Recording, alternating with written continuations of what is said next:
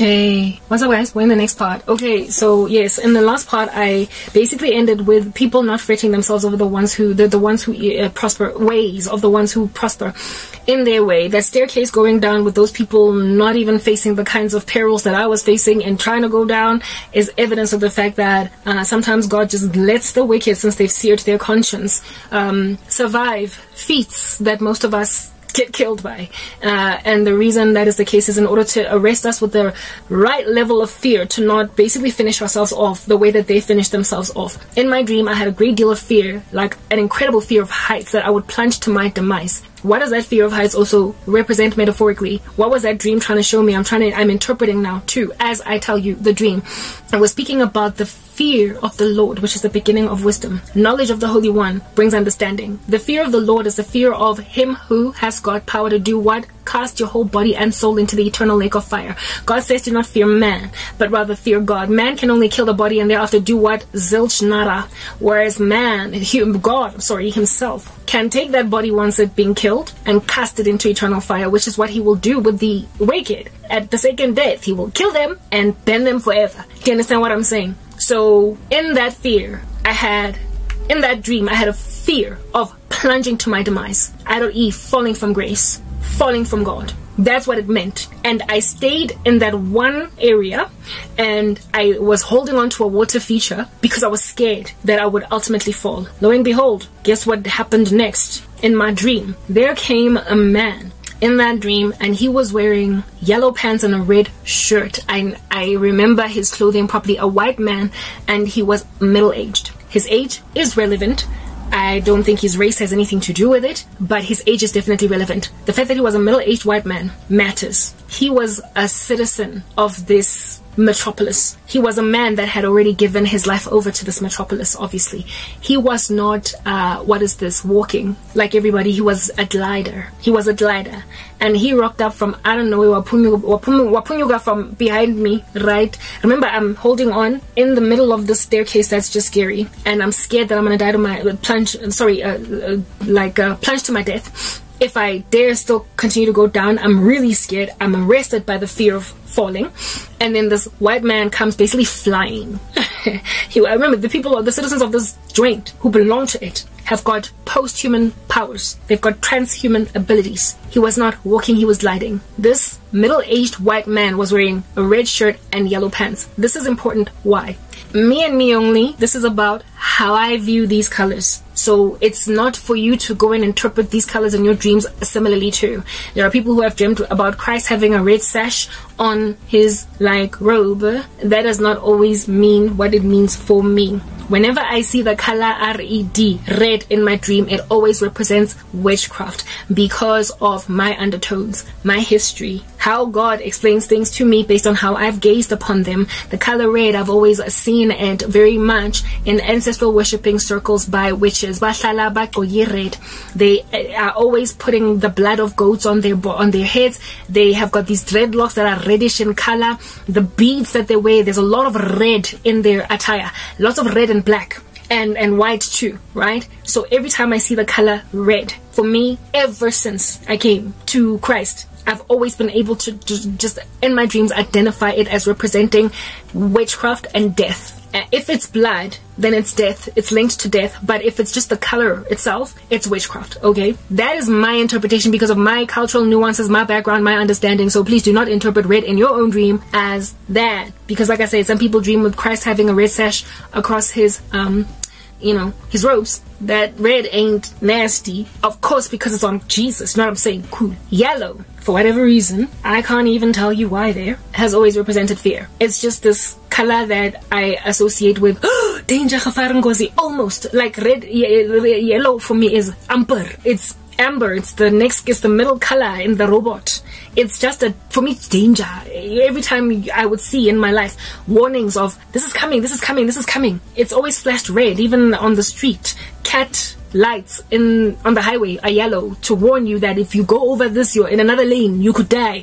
So I've always associated the color yellow with fear, like just look out, danger, ngozi. If you go there, yeah, okay. So this dude was rocking, this middle-aged white man was rocking yellow pants and a red shirt. evidencing basically that he was a man that was heavily inebriated, involved in witchcraft, and he was now living in constant fear.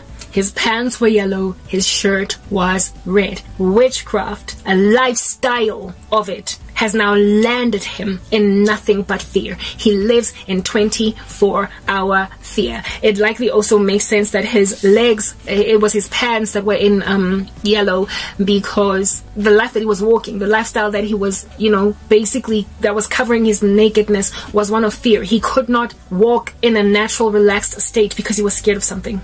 And this man rocking red shirt, yellow pants, was not, he was one of the gliders and the hoverers, but when he came from behind me, he was depressed, he was melancholic, he was macabre, he was a middle-aged white man, and he was fed up with this life. He was sick and tired with this darkness. And you know, I remember he came from the podium, the pavilion, the uppermost part of it. Remember, I was down one staircase and I was stranded there. He came, hovered over. No longer, like when you were a citizen of this joint, you didn't have to, like I said, walk. You glided, you basically hovered. So nobody in this environment that was a citizen of this like ominous metropolis was ever in danger of tripping and falling, because they were always just gliding, if you know what I mean. So him coming from behind me over the staircase, he was not climbing down, he was hovering over it, going down, but he had a deliberate intention to die. He was suicidal. He was tired of living. He didn't want to survive. He wanted to end his life because he was exhausted with this, but he had no way out. He had turned his back from Jesus altogether. He had no options. He was a witch living in fear, or a sorcerer living in fear.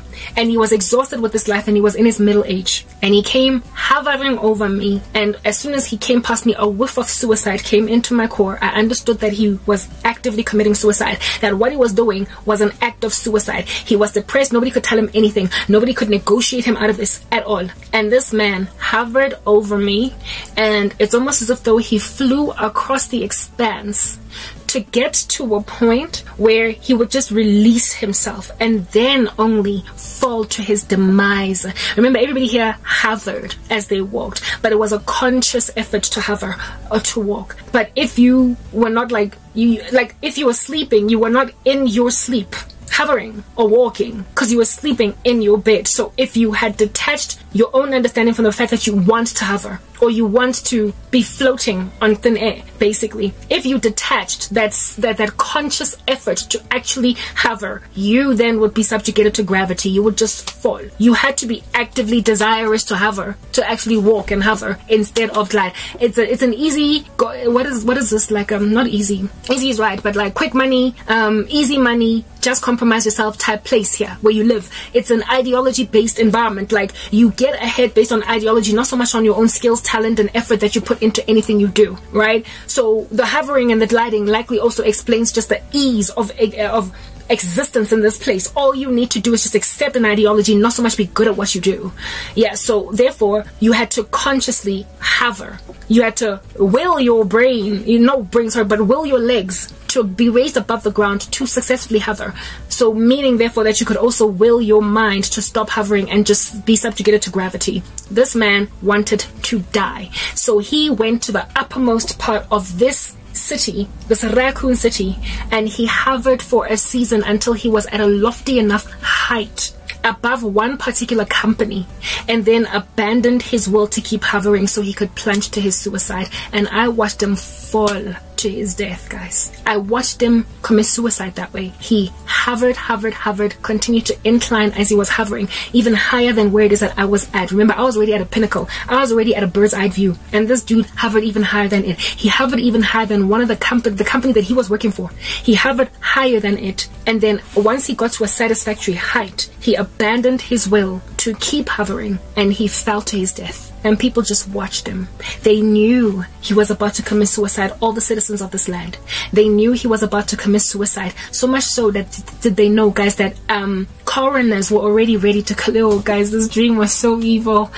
Coroners were already parked, like, at the bottom. They saw him coming from the mountaintop there, where I was at, the heighted pavilion, and there was, you know, marked vehicles that looked like ambulances, which I can connote to being coroners' vans. They were just waiting for him to finish doing what he was doing so they could collect his remains and take him away. He fell. People watched him, like, guys, like, dee! And as soon as he was splat, the coroners came, collected his body, cleaned up the area, and life carried on as normal. No one grieved, no one mourned, no one cried. He couldn't even explain why he was suicidal, nothing. He was just that miserable. And after that man fell, as you guys, I was already in my own fear, right? Where I was at, because I was scared that I was going to plunge to my death. This man committed suicide in front of everybody, and nobody cared. Everybody just carried on as normal. My fear intensified when I saw this man's death. When I saw him die, I was like, oh my goodness, nobody here cares about anyone. Who's gonna rescue me from this compromised state? Who's gonna rescue me from this position? Because I'm scared to climb up and go back to where I was at, and I'm also scared to finish going all the way down. I'm scared. I was just stranded and stuck, and after that man fell, I knew that I couldn't even ask anybody for help, because he was left to commit suicide, and they just waited to collect his body. So what that man was representing in my dream, he was representing people who sell their souls to the devil, live a satanic lifestyle for a very long time, but somewhere along the way they get exhausted with no love, with no compassion, no mercy, no real family, no real values, no you know, the glory of youth. I can think of better days. People that are always thinking about how life was better when I wasn't a witch. It was so much easier. I had all these friends and I loved them and they loved me. There was no constant backstabbing and everything was just sweeter. Witchcraft is a snare, guys. It's fool's gold. I can't say it enough. I've got so many former friends, family members, and acquaintances, randoms and shit, that put witchcraft on me, that God keeps on showing me them being in a very depressed state because they can't live normal lives anymore. They are unable to have normal relationships. They don't trust anyone. They don't trust anyone because since they're witches, they think everyone is into it. So everybody they go and they collect a protection spell to protect them. Like if they have a falling out with a colleague, just a falling out in the office, that tomorrow maybe you just, you know, go back to normal, please. Like life happens, people fight. Based on that falling out again alone, they will visit a sangoma on some, please make sure this person doesn't put witchcraft on me, because they're witches. They think everyone, upon being upset with you, fighting with your girlfriend, so they protect themselves, or they take the spell out first before somebody else can do it. They don't trust anyone. They think the world is full of people like them.